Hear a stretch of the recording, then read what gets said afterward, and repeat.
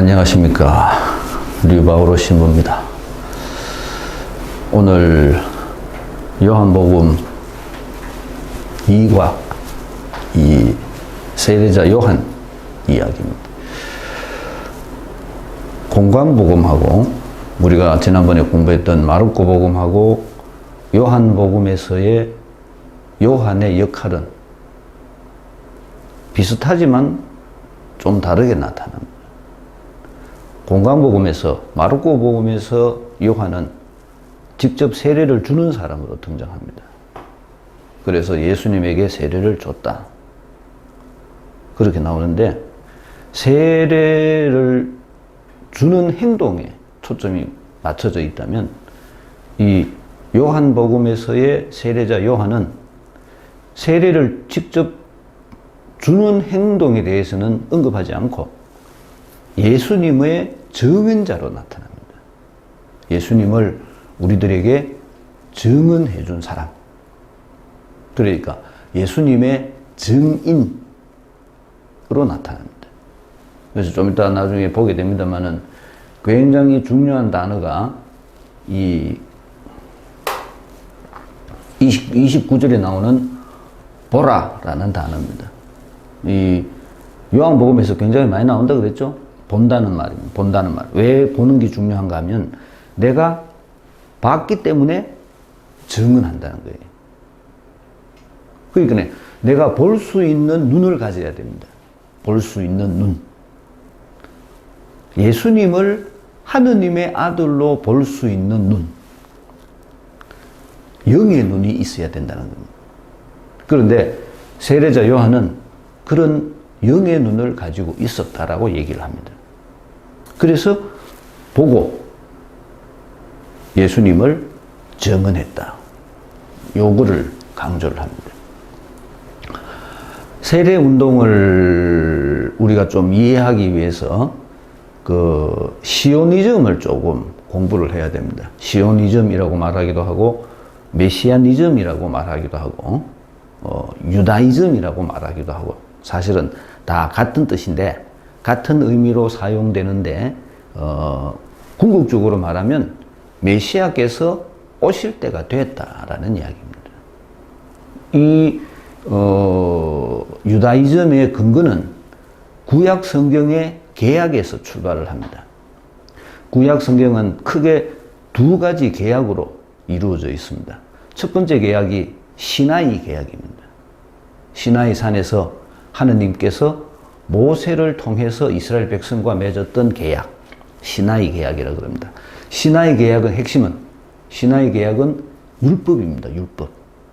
너희가 내가 정해준 법을 지키면 복을 받고 잘 살게 될 것이다. 대신에 법을 지키지 않으면 너희들은 멸망할 것이다. 대표적인 것이 십계죠. 십계명. 그래서 시나이 계명, 시나이 계약이라고 얘기를 합니다. 하느님께서 이스라엘 백성과 맺으신 계약. 율법입니다. 율법. 핵심 율법입니다. 두 번째 계약이 다윗 계약이라고 얘기를 합니다. 다윗 왕이 있을 때 예언자 나탄을 통해서 하느님께서 다윗과 맺으신 계약.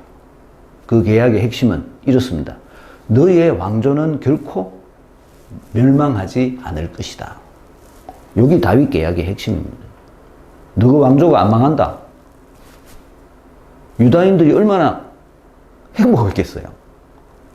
문제는 예수님, 하느님께서 다윗과 맺으신 다윗 계약이 이스라엘 백성으로 하여금 시나이 계약을 망각하도록 만듭니다. 특히 다윗이 죽고 솔로몬이 임금이 되고 솔로몬의 말년에 솔로몬은 우상 숭배에 빠지게 됩니다. 쉽게 말하면 율법을 어긴 거죠. 그래서 나라가 분열이 됩니다. 유다와 이스라엘 이렇게 분열이 되고 분열이 됐던 나라는 그들이 끊임없는 우상 숭배 속에서 이스라엘이 먼저 망하게 되고 그리고 유다도 망하게 됩니다. 물론 여러 가지 정치적 이해관계가 있었고, 그때 바빌론 지역의 큰 나라들이 아시리아, 다음에 바빌론, 이런 페르시아 이런 나라들이 생기면서 그들이 이집트로 원정을 가기 때문에 그 교통로에 속해 있는 이스라엘이나 유다가 피해를 입지 않을 수가 없습니다만은, 어쨌든 간에 두 왕국이 이스라엘이 먼저 망하고, 그 다음에 BC 580년경에 유다 왕국이 망합니다. 그러니까 하느님께서 다윗과 맺으신 다윗 계약이 인간들의 눈으로 보기에는 파기된 거죠. 하느님께서는 분명히 다윗 왕조는 결코 망하지 않을 것이다 라고 말씀하셨는데, 어떻게 해서 우리 왕국이 망했느냐? 다윗 왕조가 왜 망했느냐? 유다인들은 바빌론에 유배를 가서 그 문제를 가지고 고민을 하기 시작합니다. 하느님이 약속을 어기셨을 리는 없다. 그렇다면 하느님께서 다윗 왕과 맺으신 이 계약이 깨진 이유는 우리들의 잘못이다. 우리들이 다윗 계약만을 믿고 시나이 계약을 소홀히 했기 때문에 하느님께서 우리들에게 이런 일이 일어나도록 내버려 두셨다. 그래서 우리는 다시 시나이 계약으로 돌아가야 된다. 우리가 시나이 계약으로 돌아가서 열심히 율법을 지키면서 하느님께서 다윗과 맺으신 계약이 이루어질 수 있도록 해야 된다. 그래서 거기 메시아가, 우리가 율법을 열심히 지키면 언젠가는 하느님께서 다윗과 맺으신 당신의 계약을 잊지 않으시고 우리들에게 메시아를 보내주실 것이다. 그 메시아가 다윗의 후손인, 다윗 가문과의 계약이니까 다윗의 후손인 그 메시아가 우리를 다스리는 영원한 나라가 우리들에게 다시 올 것이다. 여기 메시아니즘입니다. 그런데 요 메시아니즘이 성숙할 대로 성숙돼 가지고 마치 금방 메시아가 올 것 같은 그런 갈망이 사람들 속에 만연해 있던 그 시기가 바로 예수님께서 태어나신 시기입니다. 왜냐하면 이스라엘 유다 왕국이 망하고 BC 580년, 582년인가 583년에 망해서 망하고 바빌론 유배를 갑니다. 70년 동안 바빌론에 가서 유배 생활을 합니다. 우리는 36년 일본 식민지, 사실은 굉장히 짧은 시간입니다. 30년 가는 건 한 세대밖에 안 되거든요. 사실은 짧은 시간입니다. 우리나라 일본 사람 그렇게 욕할 거 없어요. 힘이 없어가지고, 요즘 역사책 이렇게 한번 보면, 누가 내가 유튜브에 봤는데, 우리나라를 망친 5 사람을 이렇게 지적을 해놨던데, 어떤 역사가가 그 중에 명성황후가 들어갑니다. 사실은 고종이라는 임금이 힘이 없어가 나라가 뺏긴 거죠. 어떻게 말하면. 그 당연히 뺏길 만한 역할을 한 거죠. 동학 1894년 동학 농민군이 일어나서 조정의 잘못을 얘기했을 때 민비는 반성하고 백성들을 위한 정치를 할 생각은 안 하고 청나라한테 도움을 청합니다. 외국 군대를 불러와가지고 자기 나라 백성을 죽이는 그런 임금이 어떻게 임금이라고 말할 수가 있겠습니까? 근데 사실은 우리는 일본한테 그렇게 나쁜 감정을 가져서는 안 됩니다. 힘이 없어서 잡아먹힌 게 당연한 거지. 힘을 키울 생각을 해야 되죠. 딴 얘기고. 동의 안 하시는 분도 많으니까 뭐 없는 얘기로 하고. 어쨌든 간에 우리가 36년 일본의 식민지 생활했는 건 사실은 짧은 기간입니다. 유다는 바빌론 유배만 70년을 했습니다. 그 당시 예루살렘에 있던 노부카드네살이 예루살렘을 점령하고 대부분의 사람들은 전쟁 중에 죽고 그 중에 남아있는 유다인들 중에 똑똑하다 하는 사람들, 지식이 많고 공부를 많이 하고 지도력을 가진 이런 사람들 전부 잡아갔습니다. 그 당시 인구로 10,000명을 잡아갔습니다. 10,000명을. 바빌론 유배만 70년을 했습니다. 우리들이 알고 있는 노부코 베르디입니까? 오페라에 나오는 히브리 노예들의 노래 라라라라 유배 끌리간 노래입니다. 그래서 치루스의 칙령에 의해서 70년 만에 그들이 다시 이스라엘로 돌아와서 제일 먼저 한 일이 율법을 낭독하는 일이었습니다. 그 민족이 가지고 있는 그 서름이 얼마나 대단한 건지를 우리가 생각을 해야 됩니다. 극하고 500년이 흘렀습니다. 500년. 500년도 더 됐죠. 600년이 흘렀습니다. 예수님께서 등장할 때까지. 600년. 600년 동안 남의 식민지. 힘센 놈이 나타날 때마다 그 힘센 나라에게 눌려가지고 살았습니다. 페르시아가 바빌론이 끝나고 난 후에 그 다음에 알렉산더가 와가 또 온통 휘둘고 체육관을 짓고 할례를 못하게 하고 돼지고기를 먹이고 마케보에서 나오죠. 그 다음에 알렉산더가 끝나고 난 후에 로마의 식민지가 유다 백성들은 정말로 고생 많이 했습니다. 그래 고생을 해서 저 같은 나쁜 짓 팔레스틴한테 나쁜 짓 하는 거 보면 더 많이 하는 이유가 다시 안 뺏기려고 그러긴 하겠지만은 하여튼 그런 상태입니다. 그래서 우리들에게 다시 다윗 계약이 이루어질 것이다라는 갈망이 유다인들 마음속에 꽉 차가 있었던 겁니다. 그게 메시아니즘입니다. 메시아가 올 때가 됐다. 그 메시아가 빨리 우리들에게 올 수 있도록 하기 위해서 우리 스스로 정화 운동을 해야 된다. 정화 운동. 그것이 핵심이 세례입니다. 정화 운동의 핵심이 뭡니까? 내 잘못을 뉘우치고 내 몸을 깨끗이 하고 다시 율법을 지켜야 된다. 그래서 율법주의, 형식화되는 겁니다. 율법만을 강조하니까 자꾸 근본 정신이 없어지고 그 문구만 자꾸 강조하고 문구가 점점 많아지고 그 배경이 예수님께서 태어나셨던 그 시대의 배경이 그런 상태였습니다. 그래서 요한뿐만 아니라 굉장히 많은 사람들이 메시아니즘에 의해서 자기 정화 운동을 했습니다. 세례 준 사람들이 굉장히 많았대요. 이 요한 뭐 이렇게 나오는 게 아니고 굉장히 많은 사람들이 세례를 주는 운동을 했답니다. 그 중에 백성들로부터 가장 많은 칭송을 받은 사람이 요한입니다. 그래서 이 요한을 복음서들은 메시아를 우리들에게 소개해 주기 위한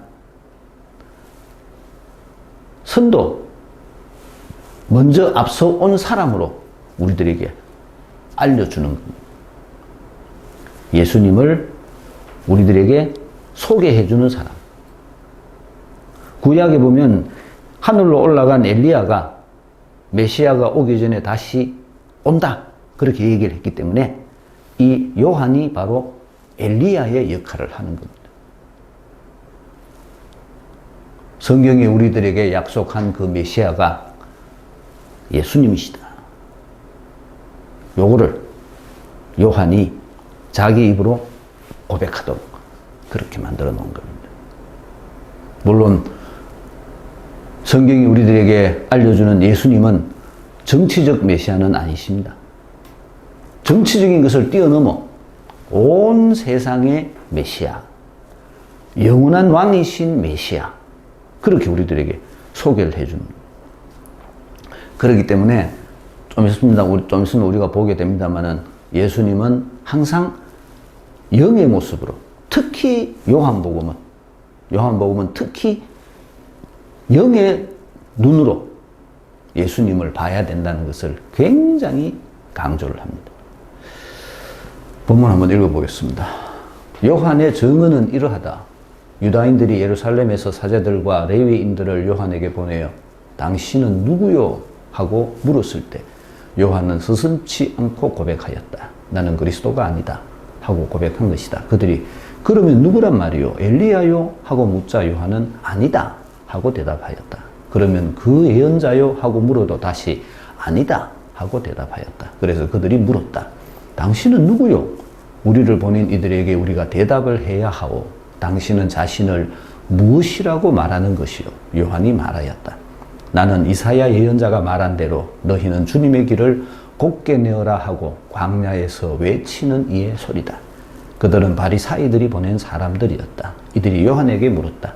당신이 그리스도도 아니고 엘리야도 아니고 그 예언자도 아니라면 세례는 왜 주는 것이요? 그러자 요한이 그들에게 대답하였다. 나는 물로 세례를 준다. 그런데 너희 가운데에는 너희가 모르는 분이 서 계신다. 뇌 뒤에 오시는 분이신데 나는 그분의 신발끈을 풀어드리기에도 합당하지 않다. 이는 요한이 세례를 주는 요르단강 건너편 베타니아에서 일어난 일이다. 이튿날 요한은 예수님께서 자기 쪽으로 오시는 것을 보고 말하였다. 보라, 세상의 죄를 없애시는 하느님의 어린 양이시다. 저분은 내 뒤에 한 분이 오시는데 내가 나기 전부터 계셨기에 나보다 앞서신 분이시다 하고 내가 전에 말한 분이시다. 나도 저분을 알지 못하였다. 내가 와서 물로 세례를 준 것은 저분께서 이스라엘에 알려지시게 하려는 것이었다. 요한은 또 증언하였다. 나는 성령께서 비둘기처럼 하늘에서 내려오시어 저분 위에 머무르시는 것을 보았다. 나도 저분을 알지 못하였다. 그러나 물로 세례를 주라고 나를 보내신 그분께서 나에게 일러주셨다. 성령이 내려와 어떤 분 위에 머무르는 것을 네가 볼 터인데 바로 그분이 성령으로 세례를 주시는 분이시다. 과연 나는 보았다. 그래서 저분이 하나님의 아드님이시라고 내가 증언하였다. 요한이 자기 증언을 이야기를 합니다. 굉장히 중요한 이 날짜가 나오는데 그게 뭔가 하면 이튿날이라는 단어입니다. 이튿날. 성경이 전부 다 숫자 노름을 많이 하잖아요. 이 요한복음도 마찬가지입니다. 사흘째 되는 날 있습니다. 거기 2장이라는 2장. 가나의 혼인잔치 앞부분에는 사흘째 되는 날. 이제 파스카 완성입니다. 그러니까 예수님께서 등장하시는 거죠. 이튿날까지 요 다음에 또 베드로 예수님께서 요한이 제자들을 예수님에게 보내는 이런 것도 이튿날인데 이튿날은 준비일입니다. 준비일. 그러니까 지난주에 우리가 봤던 말씀이 사람이 되시어 그 얘기는 이제 하강 그리스도론을 설명해 준다 그랬죠. 이 성경 전체가 가지고 있는 서문으로서의 이제 예수님께서 말씀이 하느님이 이 땅에 오셔서 우리와 함께 사시면서 우리를 다시 당신께로 이끌어 가신다라는 것을 설명했다면 오늘 등장하는 이 얘기하고 다음 주 나오는 2장이 되기 전까지의 이 얘기는 이제 예수님께서 전면에 등장하기 전에 어떤 준비 과정을 설명을 해줍니다. 그래서 이튿날입니다. 이튿날. 여기는 이튿날부터 이제 요한이 예수님을 만나는 장면입니다. 이제 그 이튿날 전에 위에 있는 얘기는 이제 요한이 자기가 누군지를 우리들에게 설명해 주는 장면입니다. 왜냐하면 자기가 누군지를 설명해 줘야만이 자기 역할이 드러나기 때문에 그렇습니다. 요 위에 있는 장면에서 요한은 자기가 누군지를 설명해 줍니다. 완전하게 얘기를 해 줍니다.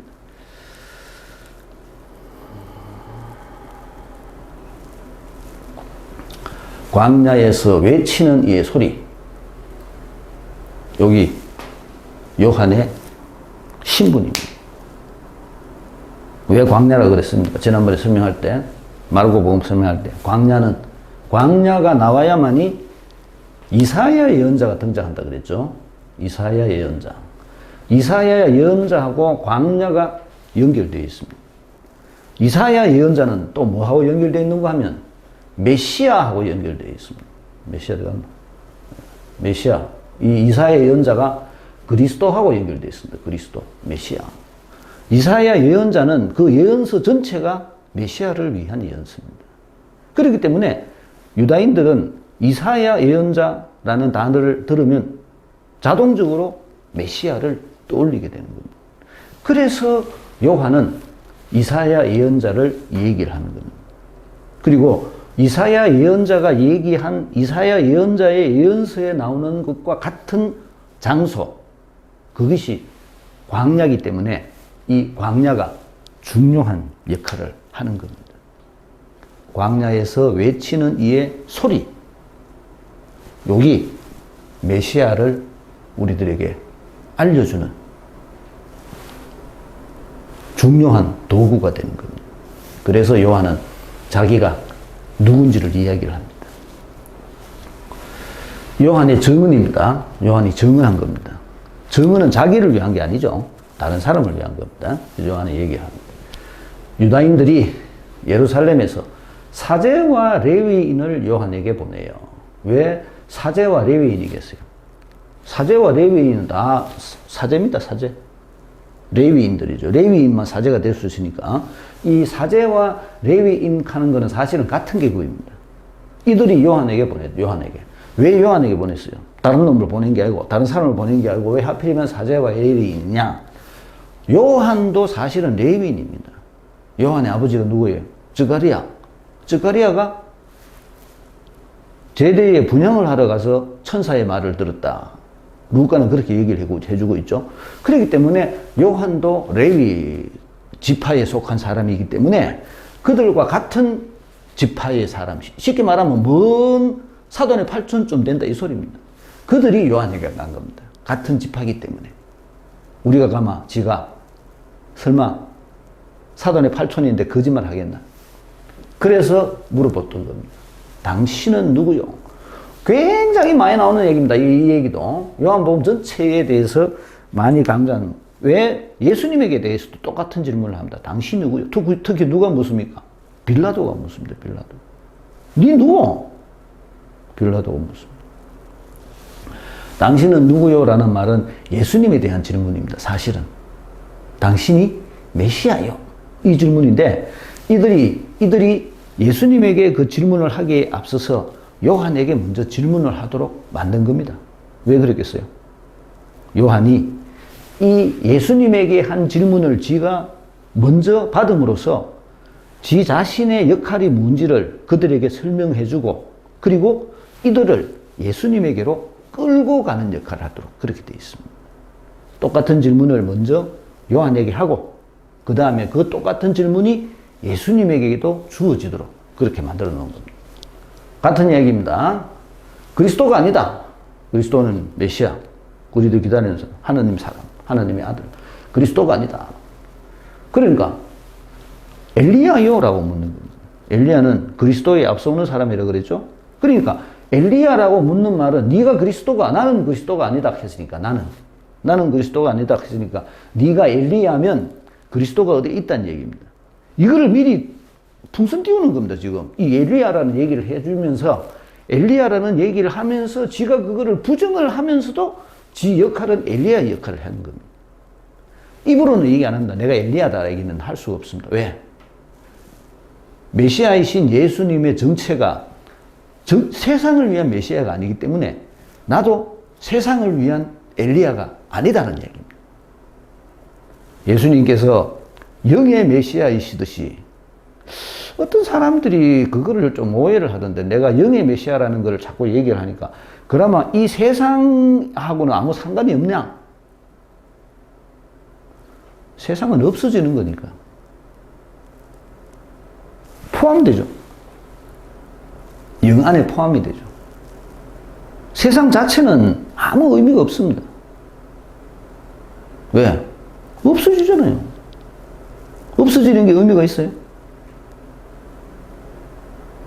없어지는 건 의미 없습니다. 명품 백 1,000만 원 주고 사가 들고 다니잖아요. 의미 있습니까? 우리 사무장 의미 있다 하는데 낚습니다. 낡아요. 딸라요. 없어집니다. 나는 참 이해를 못하는데 1,000만 원짜리 명품 백을 들고 다니니 이 투명한 데다가 5만 원짜리를 쫙 돌리가 그런 백을 만들어가 들고 다니면 보는 사람마다 전부 다 더 탐내지 싶은데 그런 걸 할 생각 안 하는 거 몰라. 차라리 돈을 한 다발 들고 다니지 이렇게. 예? 예. 명품 백을 들고 다니는 것보다 물질은 다 없어집니다.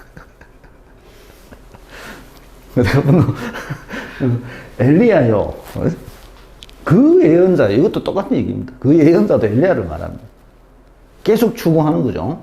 왜? 메시아가 진짜 왔나를 확인하고 싶어 하는 겁니다.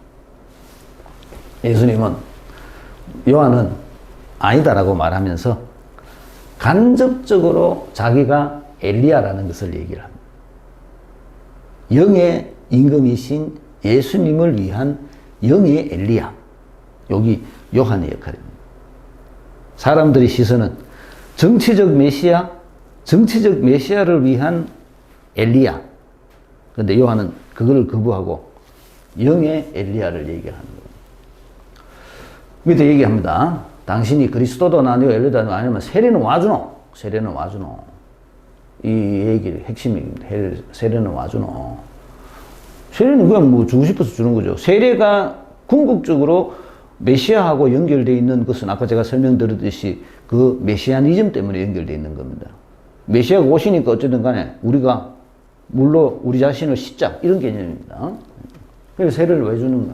근데 내가 세례를 주는 이유는 나는 물로 세례를 주는데 물로 세례 또 구별됩니다. 물 또 밑에 여기 성령 그렇죠? 이 구별입니다. 이 물은 육적인 겁니다. 육적인 거, 세상적인 거. 아까 말씀드린 세상적인 메시아, 세상적인 엘리야 똑같이 이렇게 연결되는 거죠. 근데 예수님은 영의 메시아, 영의 엘리야 영으로 연결되는 겁니다. 이렇게 두 다릅니다. 이 물은 육적인 건 없어진다 그랬죠. 명품 백은 없어집니다. 근데 영원한 생명은 남아 있습니다. 영원히 갑니다. 영원한 걸 청해야죠. 그렇기 때문에 물로 세례를 준다고 얘기를 합니다. 그래서 물의 세례와 영의 세례가 하늘과 땅 차이보다도 더 큰 차이가 난다는 거죠. 그거는 영원한 것과 영원하지 못한 거의 차이점입니다. 엄청난 차이입니다. 우리가 상상할 수 없는 그런 차이점입니다. 우리 신자들이 내가 예수님을 믿고 예수님의 가르침을 듣고 그 가르침을 따르는 일이 얼마나 위대한 일인지를 우리 신자들은 잘 모릅니다. 그냥 그저 와가 선왕당에 지나가면서 돌비 하나 던지는 것처럼 성당 와서 그렇게 생각을 합니다. 그거하고는 천지 차이입니다. 어쨌든 간에 요한은 그렇게 자기 자신을 설명해 줍니다. 나는 물로 세례를 주지만 내 뒤에 오시는 분은 성령으로 세례를 준다. 그러니까 궁극적으로 요한이 증언하는 것은 뭡니까? 이 영입니다. 영을 증언하는 겁니다. 영의 시대. 누구로부터 시작하는? 예수님으로부터 시작하는 영의 시대. 이거를 요한이 우리들에게 증언해 주기 때문에 내 역할을 강조하는 겁니다. 나는 물로 세례를 준다. 이건 아무것도 아니다. 아무것도 아니다. 내가 하는 역할은 아무것도 아니다. 내 뒤에 오시는 분은 내하고는 비교 대상이 안 된다. 왜? 나는 이따가 썩어 없어질 무로 돌아갈 존재지만 내 뒤에 오시는 분은 영원한 분이시다. 영원이라는 말에 대한 개념이 없죠. 그래서 우리가 그 영원한 생명이라는 말을 잘 알아듣지를 못합니다. 전에 한번 언젠가 말하지 싶은데 영원이라는 말은 그냥 쭉 늘어나는 엿가락같이 늘어나는 것을 상징하는 개념이 아닙니다. 영원이라는 말의 의미는 현재를 말합니다. 언제나 현재. 그게 영원입니다. 이런 게 아닙니다. 언제나 지금이 영원입니다. 지금. 내가 지금 어떻게 예수님의 가르침을 실행하면서 사는가? 지금. 오늘 아침에 독서 얘기도 했는데 갈라티아서 오늘 들었는데, 갈라티아서 들으면서 그 사도 바울가 그런 얘기를 합니다. 신자분들에게. 그리스도께서 여러분 안에 형성될 때까지 나는 이 고통을 인내롭게 받아들인다. 누구를 위해서? 여러분들을 위해서. 여러분들 안에 그리스도께서 형성될 때까지. 하느님의 영이 여러분 안에 들어가서 그 영이 여러분을 움직이는 그때 안이 될 때까지. 나는 그 날을 기다리면서 기꺼이 내가 여러분들을 위해서 고통을 받는다. 그런 표현을 합니다. 그게 영원입니다. 영원. 하느님다운 모습을 내가 가지는 것. 언제? 지금. 그게 영원입니다. 이게 아닙니다. 껌 늘어지듯이 늘어지는 게 영원이 아닙니다. 지금 내가 하느님처럼 사는 것. 그게 영원입니다. 영원한 삶. 지금밖에 없습니다, 사실은. 어제는 갔죠? 내일은 모릅니다. 왜 될지. 내일 모레 연중 6주인데 6주가 5주가. 이거는 루카복음이 말하는 행복, 참된 행복에 대한 강론, 내가 강론 준비를 하다가 그런 생각이. 행복, 불행, 우울, 와우를 하겠어요.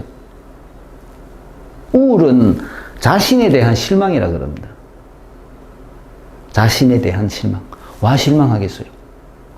우울한 사람들은 대부분 자기 마음이 과거에 묶여 있습니다. 현재를 안 삽니다. 현재. 지금을 살아야 되는데 지금 사람들의 마음이 어제 5년 전에 3년 전에 그나마 우울해집니다. 끊어야 됩니다. 이거를 못 끊어요. 그럼 우울한 거예요. 이거를 못 끊으면 내한테 영혼이 있어요?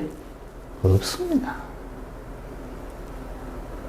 영혼은 지금 어쨌든 그게 영이래요. 영의 일이라는 거죠. 영의 일. 그래서 요한은 자기 신분에 대해서 설명을 합니다. 자기 신분에 대해서 설명을 하고 난 후에 이제부터 이튿날 준비날이라고 그랬죠. 이제부터 요한은 자기의 신분을 이제 사용하기 시작합니다. 사용한다기보다는 자기 역할을 하는 거죠. 자기 역할을 하기 시작합니다. 그 역할이 뭔가 하면 예수님을 소개해 주는 얘기입니다. 중요한 단어를 하겠습니다. 보라!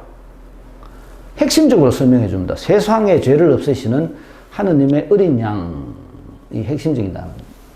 이 하느님의 어린 양이라는 단어 속에 요한복음 전체가 우리들에게 말해주고자 하는 것이 다 포함이 되어 있습니다. 어린 양이니까 파스카 신비가 들어가죠. 파스카. 어린 양은 파스카 때 잠든 거니까 파스카 때 또 들어간 게 뭔가 하면 희생입니다. 희생. 아, 이 양반은 어린 양이니까 죽겠구나. 피를 얘기해 줍니다. 이 어린 양이라는 단어 자체로 메시아의 역할이 우리를 위해서 죽는 거구나. 그가 피를 흘리고 그 피가 우리들에게 구원을 가져다 주는 거.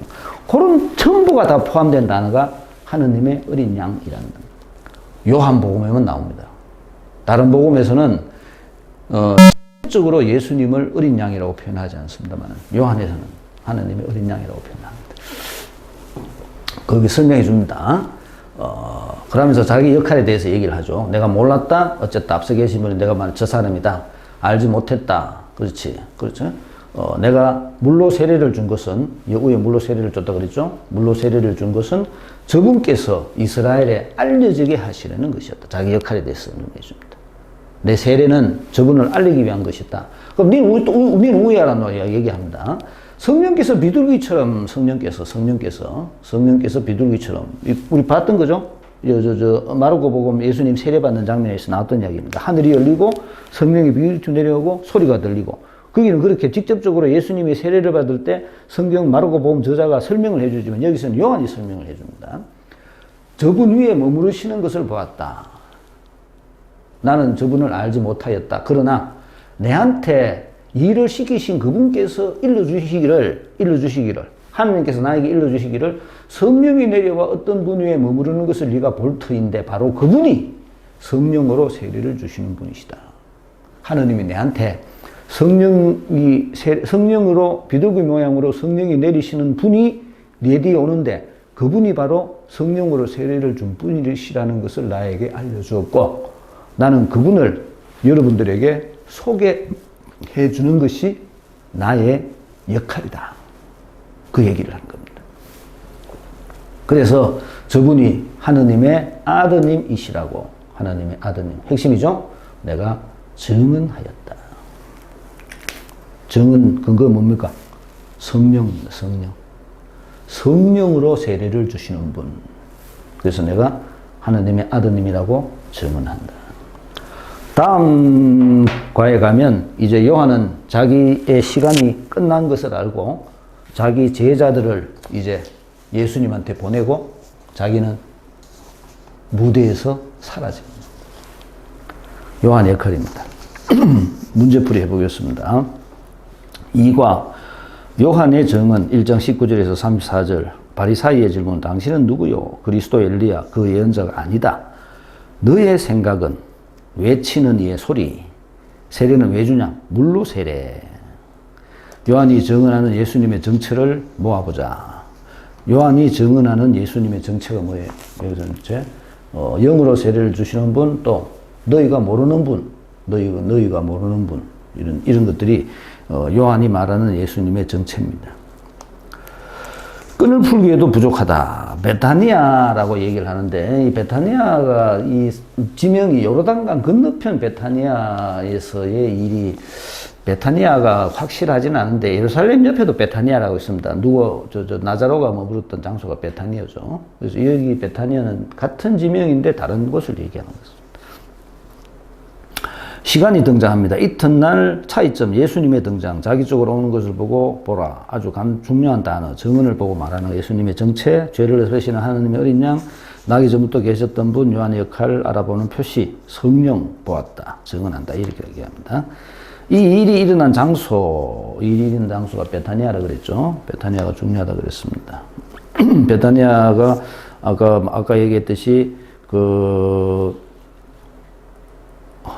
라자로의 집도 베타니아고 마르코복음 11장에는 보면 예수님이 베타니아에서 올라오시면서 예루살렘 입성을 한다. 그렇게 설명되어 있습니다. 그래서 베타니아 같은 장소인지는 확실히 않습니다.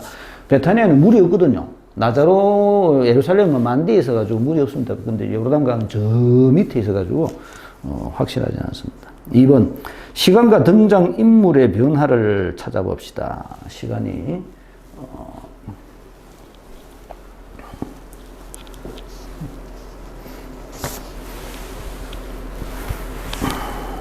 29절 이튿날 여기 있는 유다인들이 예루살렘에서 사제들과 외인을 보낸 요 시간은 언제겠어요? 여기서 이튿날 첫째 날 얘기합니다.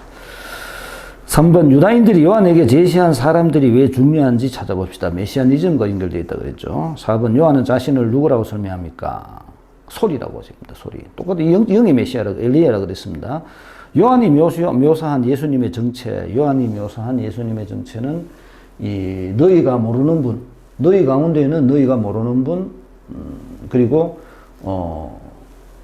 하느님의 어린 양이시고 또 성령께서 비둘기처럼 내려오신 분, 그리고 성령으로 세례를 주시는 분, 이런 것들이 요한이 우리들에게 예수님을 소개해 주는 모습입니다. 6번 요한은 자신과 예수님의 차이를 어떻게 구별합니까? 신발끈을 풀 자기 난 아무것도 아니다 그랬습니다. 7번 보라라는 단어와 증인이라는 단어의 연결성을 찾아봅시다. 보아서 증언하는 겁니다. 그래서 보라는 중요합니다. 보라, 정면. 나중에 제가 말씀드렸습니다만은 이 빌라도가 나중에 예수님을 보고 얘기를 합니다. 보라, 이 사람이다. 빌라도가 그렇게 얘기합니다. 8번 이 장면에서 예수님은 어떻게 등장하십니까? 예수님 아주 안 오죠. 예수님께서 자기 쪽으로 오시는 것을 보고 예수님께서 자기 쪽으로 오시는, 왜 자기 쪽으로 온다고 그래서 예수님 자기 쪽으로, 이 의미 뭐겠어 이제? 예수님께서 자기 쪽으로 온다는 말의 의미는 이제 주인공이 바뀐다 소리입니다. 요한 중심에서 누구 중심으로? 예수님 중심으로.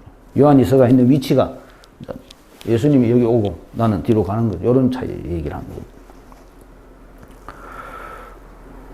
9번 예수님을 다른 이들과 구별 짓는 단어가 성령입니다. 성령. 예수님이 우리들에게 주실 은총은 뭡니까? 성령으로 세례를 주시는 분입니다. 예수님은 철저하게 성령과 연결되어 있는 분이십니다. 오늘 요한 이야기입니다. 다음 주에 또 나오긴 나옵니다만은 오늘 요한은 자기의 역할이 무엇인지를 우리들에게 설명해 줬고, 그리고 예수님을 우리들에게 소개해 줍니다. 그러면서 이제 자기는 이 무대에서 떠날 준비를 하고 있습니다. 마치겠습니다. 안녕히 계십시오.